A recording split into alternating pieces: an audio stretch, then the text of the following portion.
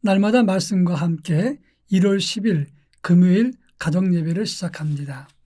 다 같이 찬송가 376장 나그네와 같은 내가, 찬송가 376장 1절과 3절을 부릅니다.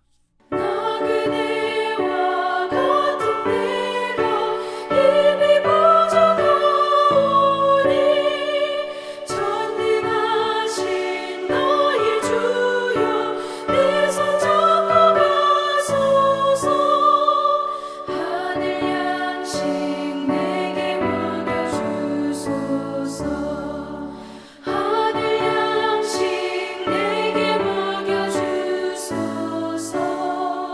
요단강을 건널 때에 겁이 없게 하시고 자기 배는 가나안 땅 편히 닿게 하소서. 나의 주께 항상 찬송 드리리. 나의 주께 항상 찬송 드리리.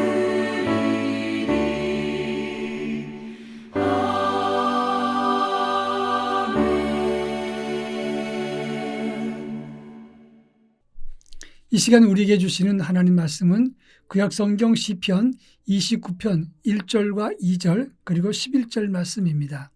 시편 29편 1절과 2절 그리고 11절 말씀을 제가 봉독하겠습니다. 너희 권능 있는 자들아, 영광과 능력을 여호와께 돌리고 돌릴지어다. 여호와께 그의 이름에 합당한 영광을 돌리며 거룩한 옷을 입고 여호와께 예배할지어다. 여호와께서 자기 백성에게 힘을 주시며 여호와께서 자기 백성에게 평강의 복을 주시리로다. 아멘. 우리 인생이 하나님을 알 수 있는 길이 두 가지가 있다고 합니다. 하나님이 자기 모습을 보이는 것을 계시라고 하는데, 첫째는 자연 계시가 있고 둘째는 특별 계시가 있습니다. 자연 계시는 하나님이 만드신 자연의 위대함을 보면서 하나님을 경험하는 것을 자연 계시라고 말을 합니다. 아주 오래전에 제가 군 생활을 할 때 군대에 있는 격고지 915고지에 복음을 전하기 위해서 우리 신의회 팀이 그곳을 간 적이 있었습니다. 그날따라 눈이 아주 많이 왔던 추운 겨울이었는데 격고지로 올라가는 길이 다 차단이 되었습니다. 그때 저희가 격고지에 간다니까 군종 참모님 목사님이 그곳에 갔다가 사고 나면 어떡하느냐, 다음에 가자 얘기를 했습니다. 그때 우리 전도팀은 신의 회원들이었는데, 목사님, 지금 당장 주님의 휴거가 온다면 그곳에 있는 사람들에게 복음을 전하지 못하면 어떡하겠습니까? 가야 됩니다. 그렇게 설득을 했습니다. 군종 참모님이 허락해서 저희들은 전도 물품을 가지고 그 915 고지를 길이 없는 곳에서 산길로 올라가게 되었습니다. 얼마나 힘든 길인지 대단히 힘들었는데 한참 올라가다 보니까 저희가 구름 위로 올라온 겁니다. 하늘이 환하게 보이고 구름 밑으로 눈이 내리고 전 세계가 다 하얗게 변해 있었는데 그 산 꼭대기 위에서 내려다보는 자연이 얼마나 감동이 되었는지 가슴이 콱 막히는 감동의 전율이 느낄 수가 있었습니다. 바로 이렇게 하나님 만드신 자연을 보고 하나님을 느끼는 것을 자연 계시라고 말을 합니다.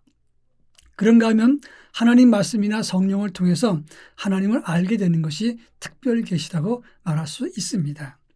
오늘 우리가 읽은 시편 29편은 자연의 현상 속에 나타난 하나님의 위대하심을 찬양하는 노래라 이렇게 말할 수 있습니다.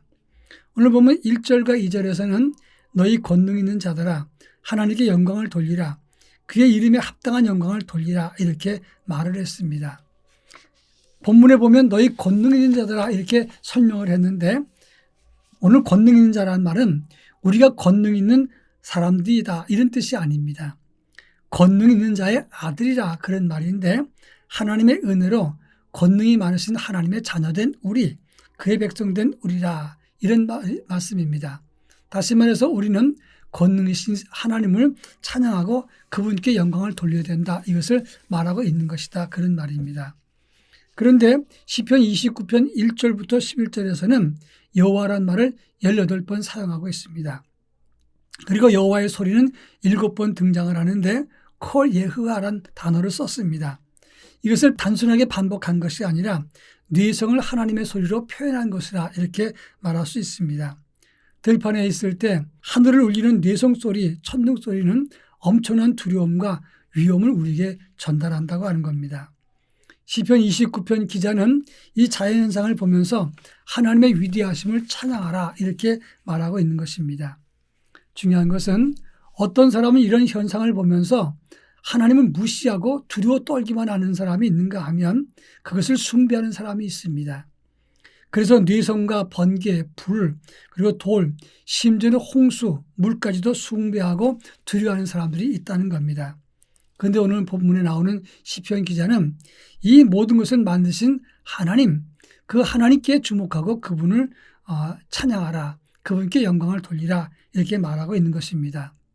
그런데 그분께 돌릴 수 있는 영광은 합당한 영광이라고 말하고 있습니다.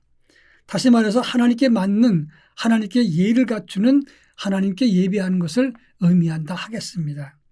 그런가 하면 본문 3절과 9절에서는 번개, 우레, 내우, 그렇게 속에 나타난 하나님의 위엄을 설명하고 있는가 하면 10절과 11절에서는 온 세계에 미치는 하나님의 위대한 손길과 주권을 설명하고 있습니다. 그러면서 11절에서 자기 백성들에게 힘을 주시며 하나님은 자기 백성들에게 평강의 복을 주십니다. 이렇게 말하고 있습니다. 이게 무슨 말씀입니까? 하나님을 찬양할 이유, 하나님께 합당한 영광을 돌릴 이유를 설명하고 있는 것입니다. 하나님은 그 위대한 능력을 가지고 최종적으로 자기 백성, 오늘 우리에게 힘을 주시고 평강의 복을 주시기 때문에 우리는 하나님께 영광을 돌리고 그분께 나아가야 된다 하는 것입니다. 아주 오래전에 제가 개척교회를 막 벗어날 때였는데 어찌하다 보니까 목사님들 1000명 정도 모인 곳에 강사로 나갔던 적이 있었습니다. 강의를 잘 끝내고 났을 때 이것을 총지휘하고 주관했던 목사님께서 저를 부르면서 황혜공 목사님 이렇게 얘기를 해줬습니다. 그분은 아주 교계에서 훌륭하시고 존경받는 분이고 큰 교회 사역하시는 분입니다. 근데 그분이 제 이름을 불러줬을 때 저는 놀라기도 하고 감격했습니다. 어떻게 내 이름을 알고 이름을 부르실까? 너무너무 고마웠습니다. 근데 하나님이 우리의 이름을 부르신다는 겁니다.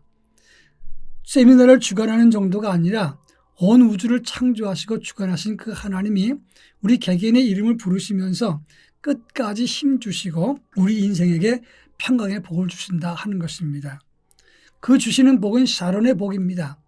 히브리 말로 샤론이란 말은 모든 것이 완벽하게 균형을 이루고 평온하고 평화 상태를 의미하는 복을 말하는 것입니다. 그 복을 우리 하나님이 우리에게 주시기 때문에 우리는 하나님께 영광을 돌리되 그 이름에 합당한 영광을 돌려야 되는 것입니다. 새해를 맞이해서 우리 모두가 하나님께 합당한 영광을 돌리는 그리고 반듯하게 하나님을 따르는 주의 거룩한 백성 자녀가 되기를 바랍니다. 다 같이 기도하겠습니다. 사랑 많으신 하나님, 오직 하나님께만 영광을 돌리고 1년 내내 주님을 기쁘시게 하는 의의 도구로 살아가도록 인도해 주옵소서. 하나님의 이름에 합당한 영광을 돌리게 하옵소서. 예수님의 이름으로 기도합니다. 아멘.